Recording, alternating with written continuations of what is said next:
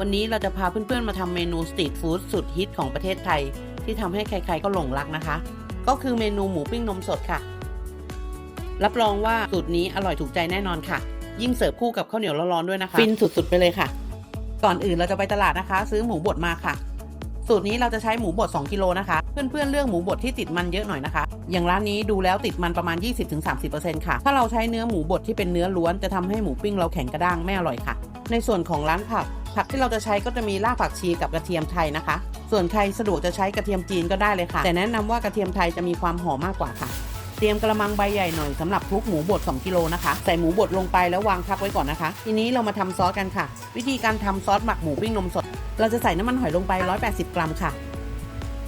ตามด้วยซอสถั่วเหลืองฝาเขียวนะคะ60 มิลลิลิตรค่ะซีอิ๊วขาว30 มิลลิลิตรค่ะใส่น้ำตาลทรายลงไป60 กรัมหรือว่า4 ช้อนโต๊ะค่ะตามด้วยเกลือครึ่งช้อนโต๊ะนะคะน้ำตาลปี๊บ130 กรัมค่ะ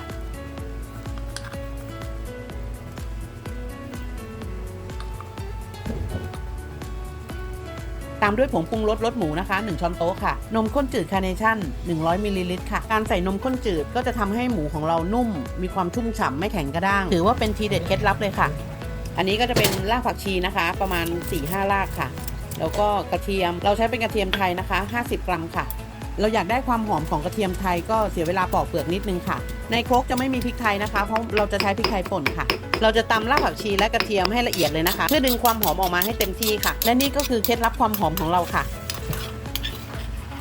เมื่อสักครู่บอกว่าใส่3 เกลือลงไปก็ประกอบด้วยรากผักชีกระเทียมแล้วก็พริกไทยป่นนะคะใส่ลงไป1 ช้อนโต๊ะค่ะ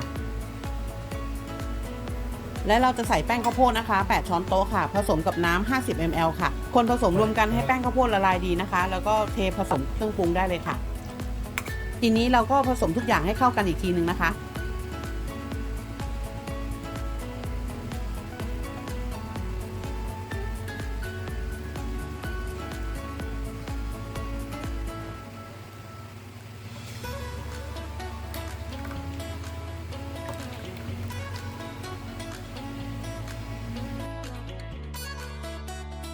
เสร็จเรียบร้อยแล้วค่ะซอสสำหรับทำหมูปิ้งนมสดสูตรเราจะเป็นสูตรเข้มข้นหน่อยนะคะสามารถนำไปหมักหมูได้2 กิโลถึง2 กิโลครึ่งเลยค่ะแต่คลิปที่เพื่อนๆเห็นวันนี้ก็คือเป็นเนื้อหมูบด2 กิโลนะคะ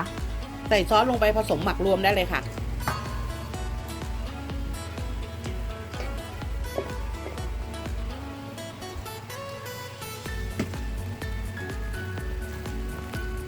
เราจะใช้เวลาในการนวดหมูสักพักนะคะให้เนื้อหมูดูดซึมเครื่องปรุงเข้าไปให้หมดเลยค่ะ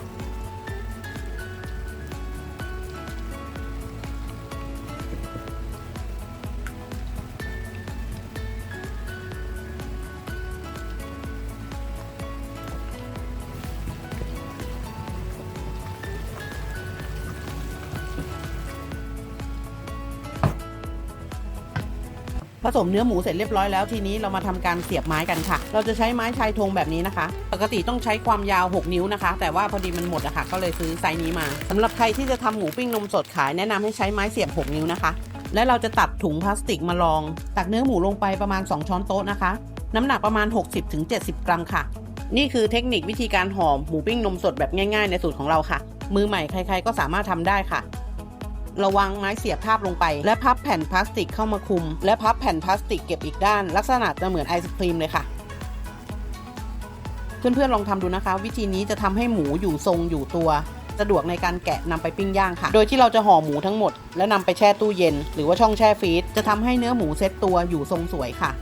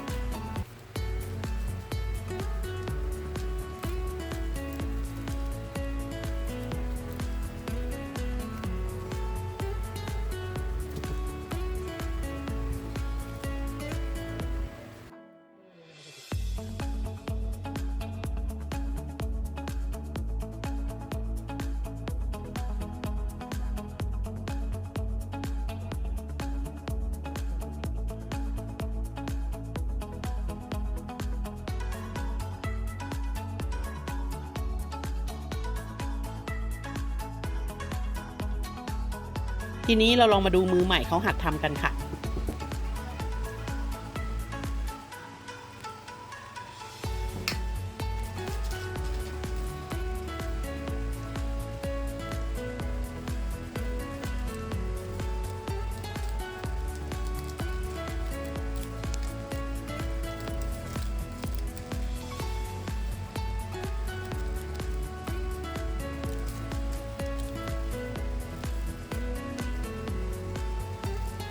สวย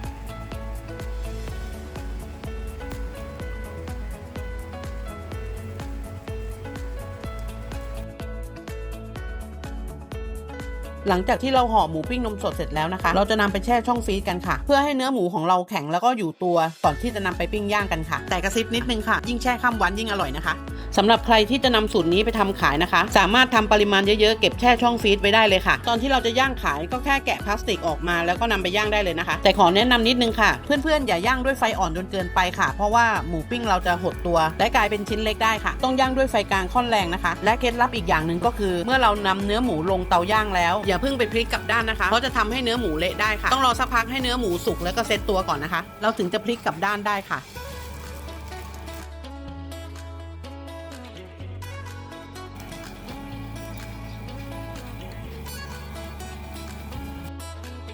เราจะทาด้วยน้ำมันพืชหรือเพื่อนๆจะใช้เป็นนมสดก็ได้ค่ะเราจะทาเพื่อไม่ให้เนื้อหมูของเราแห้งจนเกินไปค่ะ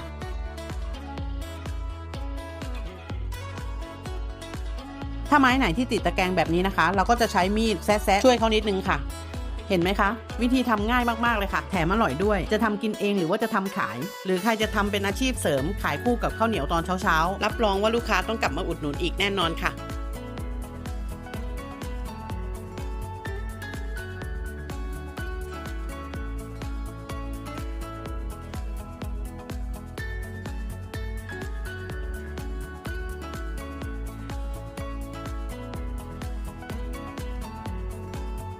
เสร็จแล้วค่ะเมนูหมูปิ้งนมสดของเราแล้วกลับมาเจอกันใหม่คลิปหน้านะคะคราวหน้าอยากให้ทำเมนูอะไรอีกคอมเมนต์มาบอกกันได้เลยนะคะขอบคุณมากๆเลยนะคะที่ติดตามช่องพีคิทเช่นค่ะ